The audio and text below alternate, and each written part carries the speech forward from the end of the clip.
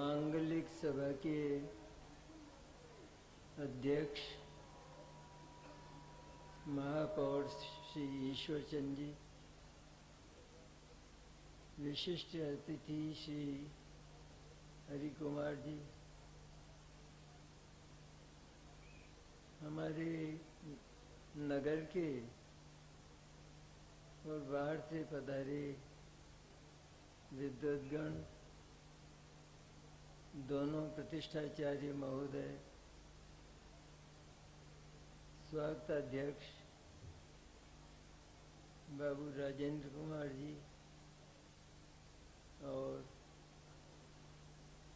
इस महोत्सव के कर्णधार श्री ज्ञानचंद जी और सभा में उपस्थित भाइयों, माताओं एवं बहनों,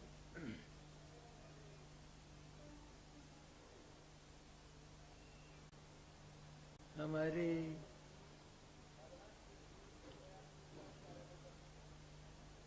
चिर प्रतीक्षित पंचकल्याण महोत्सव का आज मंगल प्रारंभ हो रहा है।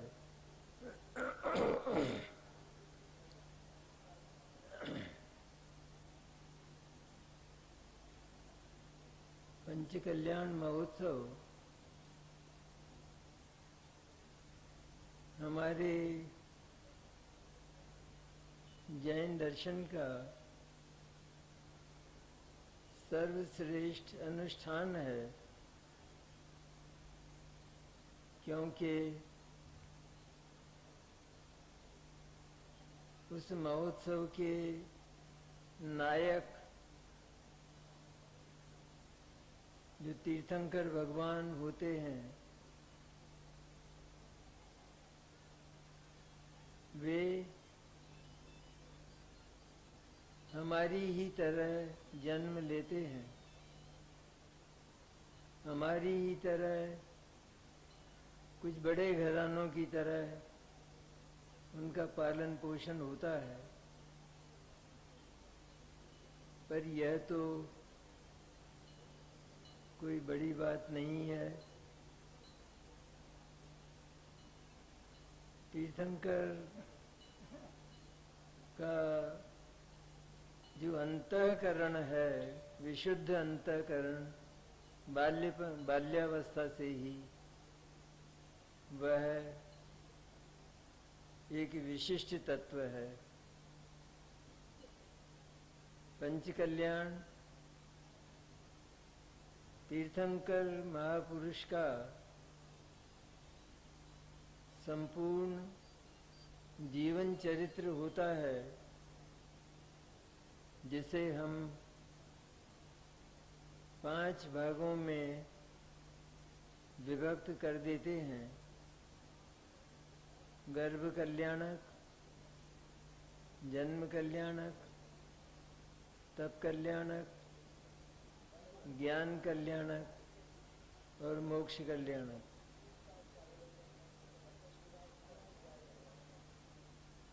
पंचकल्याण महोत्सव की सबसे बड़ी उपयोगिता यह है कि तीर्थंकर महापुरुष जो अपनी निम्न भूमिकाओं से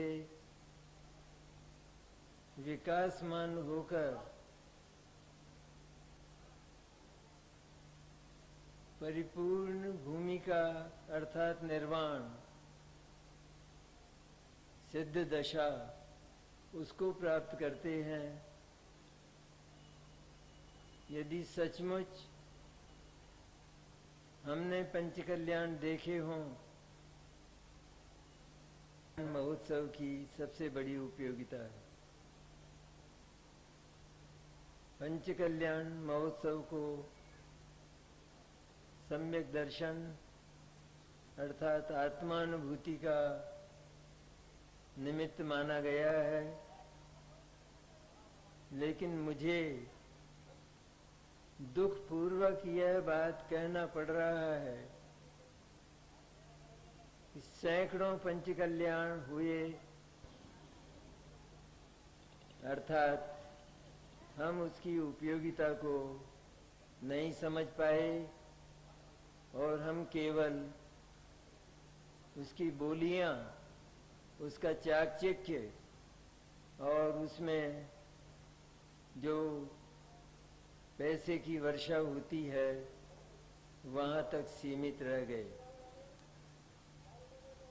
भविष्य में हमारा प्रयत्न यह हो कि हम तीर्थंकर महापुरुष के चरण के साथ चरण धरकर निर्वाण को प्राप्त करें। सबसे पहले आत्मानुभूति प्राप्त करें और क्रमशः निर्वाण पहुँचें। पंचकल्याण प्रतिष्ठा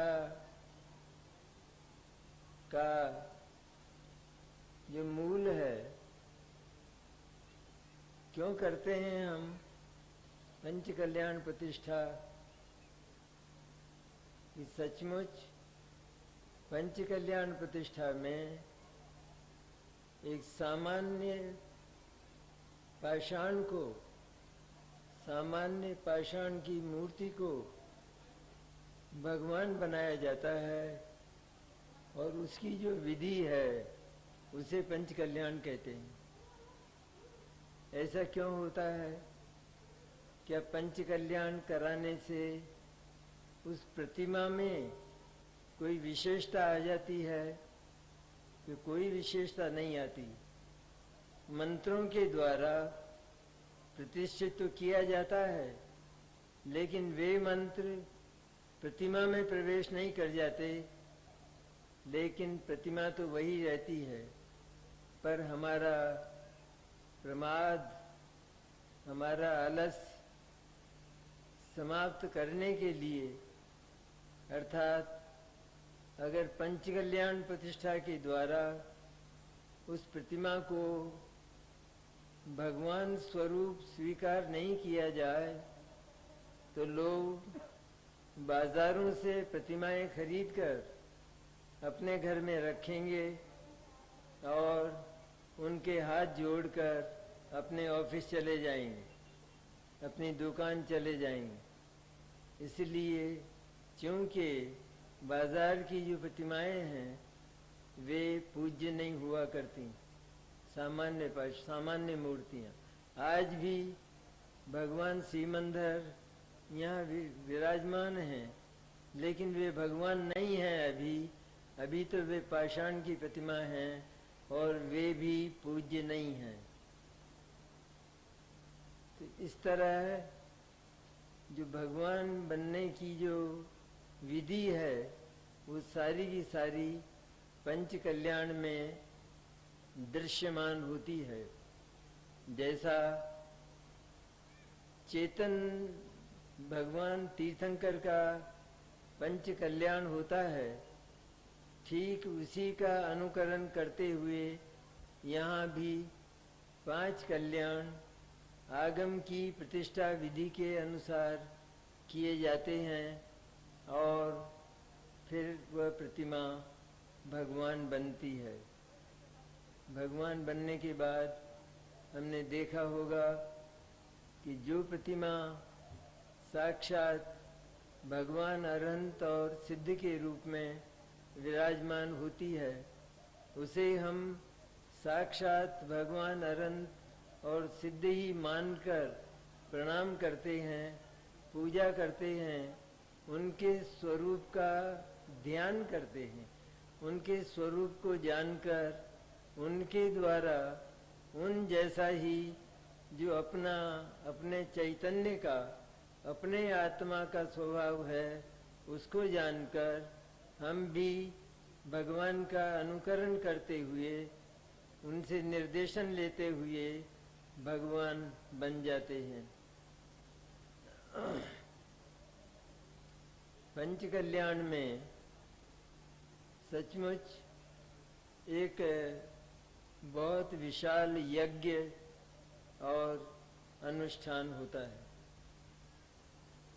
लेकिन और उसी प्रकार जैसे जीवंत भगवान का पंच कल्याण होता है और देव और इंद्र और मनुष्य उसे मनाते हैं, उसी तरह यहाँ भी उसी अनुकरण पर, जैसे नाटक में होता है, पंच कल्याण नाटक नहीं है, वो भी बात अपन करेंगे कि पंच कल्याण नाटक नहीं है, फिर भी नाटक की शैली पर हम ये 5 कल्याण करते हुए प्रतिमा को भगवत्ता तक पहुंचाते हैं।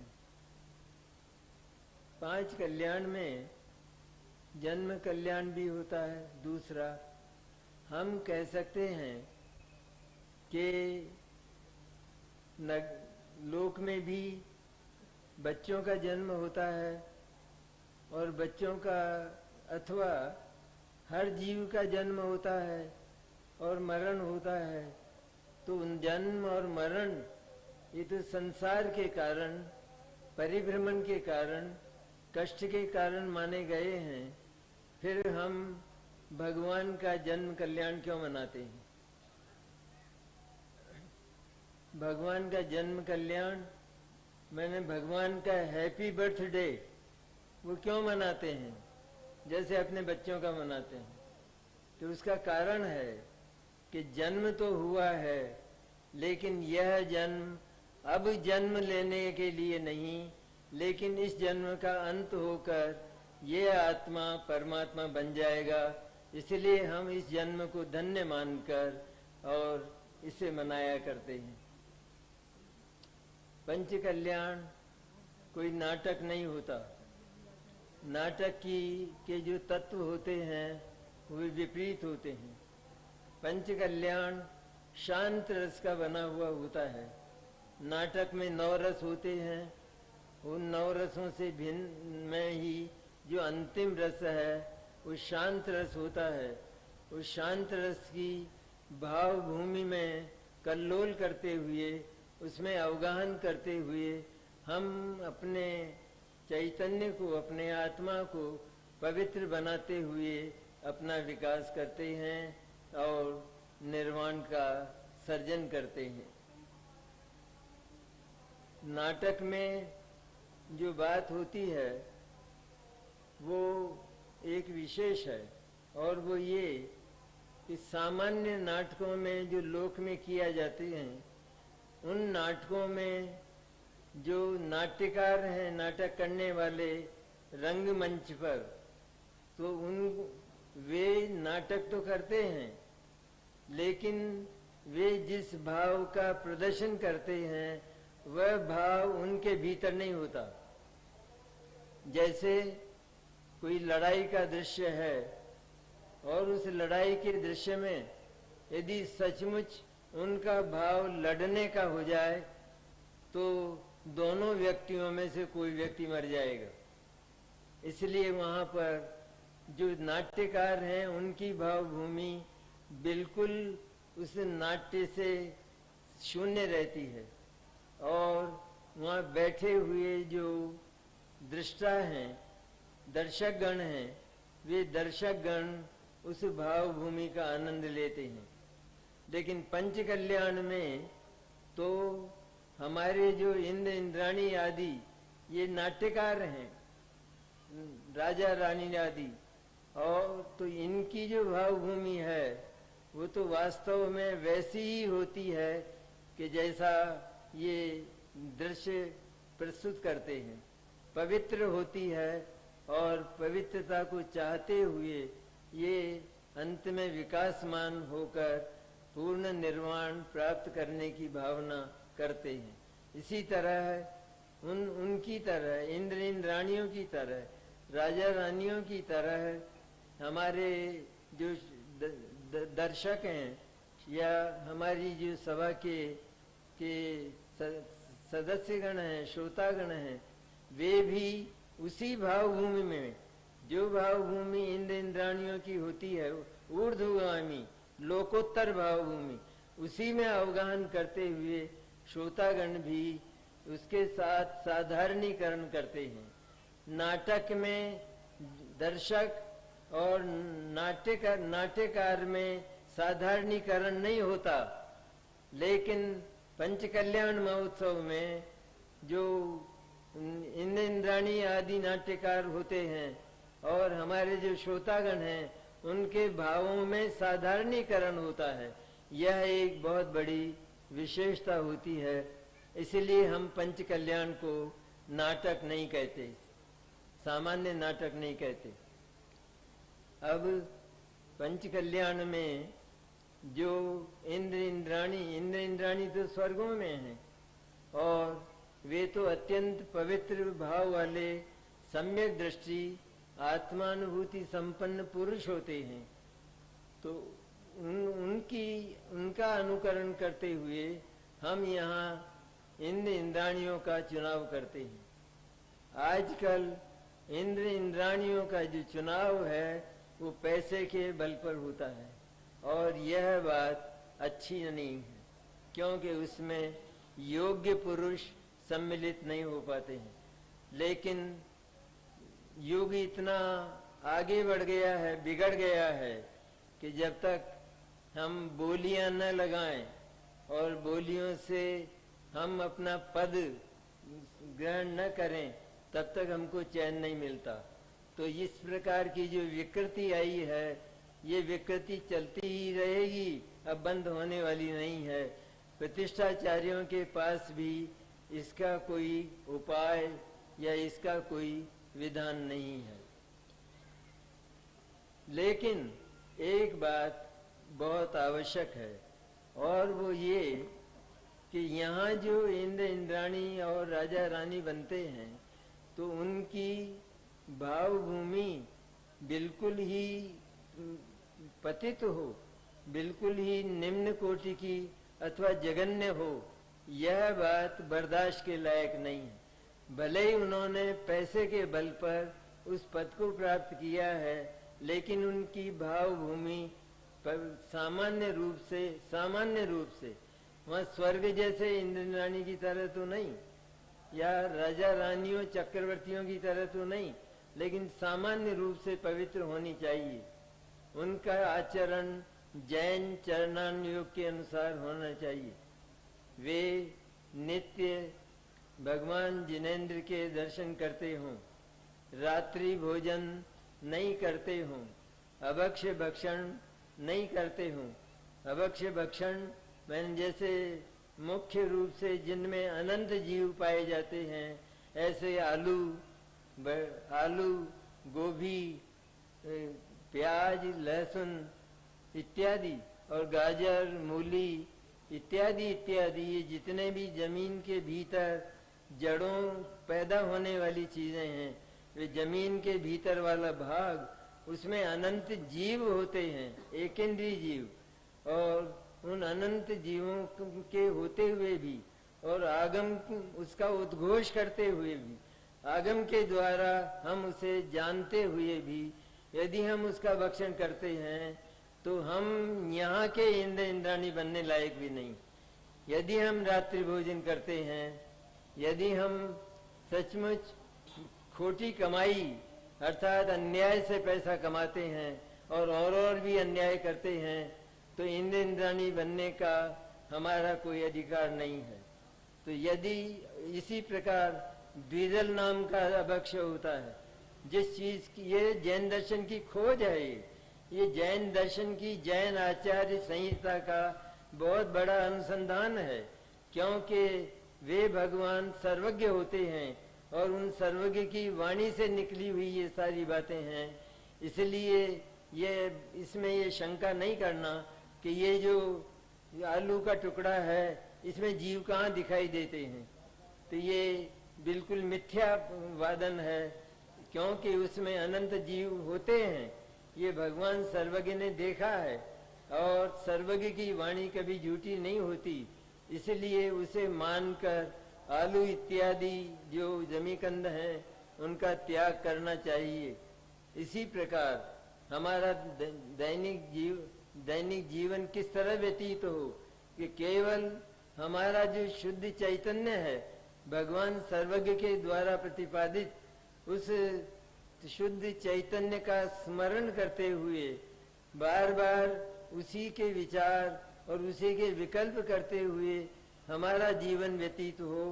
एक दूसरे की निंदा, एक दूसरे की आलोचना, एक दूसरे के साथ झगड़ा करना, ईर्ष्या करना, जलन करना इत्यादि दूसरों के प्रति अपने परिणामों को खराब करना और अपना आत्मशोधन नहीं करना, वे लोग इंद्र इंद्राणी और राजा रानी बनने लायक नहीं है। यदि आज भी मैं तो ये कहता हूँ कि आज भी यदि किन्हीं इंद्र इंद्राणी में इस प्रकार के अवगुण पाए जाते हैं और राजा रानी में इस प्रकार के आगम विरुद्ध और बहुत पतन के सन्मुख ये आचरण पाया जाता है, तो उनको आज भी इंद्र और इंद्राणी का, राजा रानी का पद छोड़ देना चाहिए और उनके स्थान पर दूसरा चुनाव हो सकता है। इसलिए और दूसरी एक और बात है, इंद्र इंद्राणी और राजा रानी बनने के लिए कुल की पवित्रता होना चाहिए, व्यक्ति की पवित्रता भी होना चाहिए। हमारे कुल में यदि किसी प्रकार के दुष्कर्म के कारण कोई अपवाद हो गया है, तो वो अपवादग्रस्त परिवार और अपवादग्रस्त जो पुरुष है वह इंद्र इंद्राणी और राजा रानी बनने लायक नहीं है। और भगवान का माता पिता बनना तो बहुत दूर की बात है। भगवान के माता पिता तो इन सब में सर्वोत्कृष्ट पुरुष होते हैं। और मेरा तो मानना यह है, इस युग में सचमुच सारे विश्व में बनना जानते हो तो करें, नहीं करना जानते हो तो उनको जो पंक्तियां दी गई हैं उन पंक्तियों को पढ़कर वे बैठ जाएं। इस प्रकार अपवादग्रस्त जीवन वाला वो इंद्र इंद्राणी और राजा रानी नहीं बन सकता, और जिसके जीवन में जैन चरणानियों के अनुसार थोड़ी भी पवित्रता नहीं आई है तो वो भी नहीं बन सकता। अब पंच कल्याण के साथ गजरथ महोत्सव भी जोड़ा जाता है। मेरा मंतव्य है कि गजरथ महोत्सव पंच कल्याण की श्रृंखलाओं की जो कड़ियां हैं उनकी कोई कड़ी नहीं है। अर्थात पंच कल्याण के साथ गजरथ महोत्सव आवश्यक नहीं होता, वो ऊपर से लादा गया है और वो बुंदेलखंड की प्रथा है। सचमुच तो उस गजरथ महोत्सव में ये तो बात हुई कि वो वास्तव में पंच कल्याण की कड़ी नहीं है, लेकिन एक दूसरी और खतरे की बात है, और वो ये कि उस गजरथ महोत्सव में हम अगर आज भी चाहें तो गजरथ महोत्सव को निरस्त कर सकते हैं। भले ही हमने छाप दिया है, लेकिन छाप देने पर भी हम गजरथ महोत्सव इस खतरे से बचने के लिए मैं आपसे फिर कहता हूँ कि यदि हाथी में थोड़ा भी कोई विकृति आ गई तो पंच कल्याण की सारी शोभा और उसकी सारी पवित्र भाव भूमि वो भयाक्रांत हो जाती है। निरस्त कर दिया गया है। इसलिए यदि उसे निरस्त कर दिया जाए तो निरस्त कर दिया गया है, क्योंकि वो पंच कल्याण की कड़ी भी नहीं है। इस प्रकार ये पंच कल्याण पर एक संक्षिप्त विवेचन मैंने आपके सामने रखा। हमारा ये पंच कल्याण हमको पहले काफी चिंताएं थी कि क्योंकि बहुत विशाल होता है, हजारों वस्तुओं की इसमें आवश्यकता होती है और व्यवस्था का भी बहुत बड़ा भार रहता है, और सबसे बड़ा जो भार रहता है वो आर्थिक भार रहता है, क्योंकि इसमें 50 लाख रुपया खर्च होता है। मंदिर निर्माण और स्वाध्याय भवन निर्माण में तो खर्च होते ही हैं, उसमें तो 65 लाख रुपया खर्च हो गया, और इसमें 50 लाख रुपया खर्च होता है, वो कहाँ से आवे? कोटा में तो ये बात हो नहीं सकती। इसलिए उसके लिए सारे हिंदुस्तान से काफी व्यवस्था करना पड़ता है। व्यवस्था हुई है, घबराने की और चिंता की बात नहीं है। मेरी भावना है, मंगल कामना है कि हमारा पंच कल्याण बहुत सार्थक हो और सफल हो।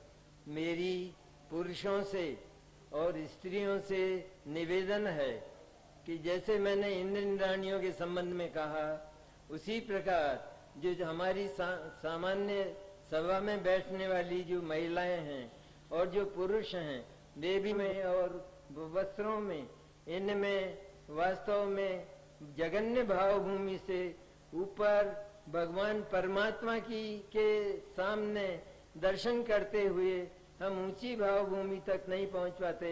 इसलिए हम बहुत बड़ा खोकर आते हैं, बहुत बड़ा हम वहां पर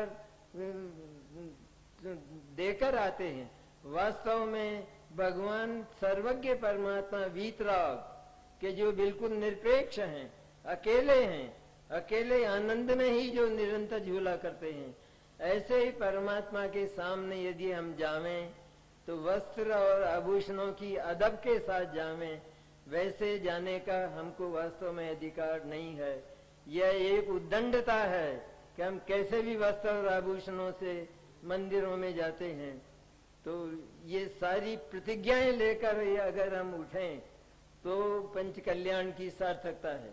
कोटा पंच कल्याण एक आदर्श प्रस्तुत करेगा कि वहां पर स्त्री और पुरुषों ने इस प्रकार की प्रतिज्ञाएं लेकर पंच कल्याण को पवित्र, अपने आप को पवित्र और पंच कल्याण को पवित्र बनाया और उसकी शोभा बढ़ाई। इस प्रकार हमारा पंच कल्याण सफलता के साथ संपन्न हो, ऐसी मेरी भावना